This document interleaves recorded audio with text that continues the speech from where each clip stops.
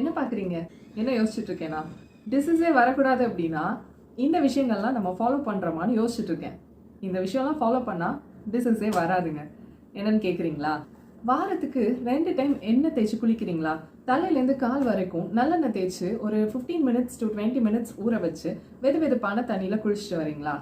நைட்டில் மஞ்சள் மிளகு போட்டு பசும் பால் குடிச்சிட்டு படுக்கிறீங்களா? அதிகமான ஹீட்டான உணவை நம்ம அவாய்ட் பண்ணுறோமா சாப்பாட்டிலேருந்து? டெய்லி மோர் குடிக்கிறீங்களா? பசி எடுத்தாதான் சாப்பிட்றீங்களா? இல்லை நேற்று சமைச்ச உணவை இன்னைக்கு சூடு பண்ணி சாப்பிட்றீங்களா? சாப்பிடக்கூடாது தானே? சாப்பிட்டதுக்கு பிறகு தானே தண்ணி குடிக்கிறீங்க. லெஃப்ட் சைடாக படுத்து தூங்குறீங்களா? தூசியெல்லாம் படாமல் உங்களோட நீங்களே பாதுகாத்துக்கிறீங்களா? நைட்டில் யாராவது பர்ஃப்யூம் அதிகமாக யூஸ் பண்ணுறீங்களா? நைட்டில் அதிகமான பெர்ஃப்யூம்ஸை யூஸ் பண்ணுறதும் அதிக ஸ்மெல் உள்ள ஃப்ளவர்ஸை சுவாசிக்கிறதும் அவாய்ட் பண்ணிக்கணும். அதே மாதிரி 6 மாதத்துக்கு ஒரு டைம் வாந்தி எடுக்கிறதும் 4 மாதத்துக்கு ஒரு டைம் பேதிக்கு எடுத்துக்கிறது, வாரம் ஒரு முறை வந்துட்டு ஷேவ் பண்ணிக்கிறது, 1.5 மாதத்துக்கு ஒரு டைம் வந்து நேசல் ட்ராப்ஸ் விட்டுக்கிறது. இப்போ நான் இங்கே சொன்ன இந்த அத்தனை விஷயத்தையும் நீங்கள் உங்கள் லைஃப்பில் பண்ணிகிட்ருக்கீங்கன்னா நீங்கள் கரெக்டான லைஃப் ஸ்டைலை ஃபாலோ பண்ணுறீங்கன்னு அர்த்தம்.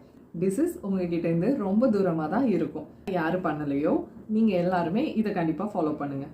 தேங்க்யூ.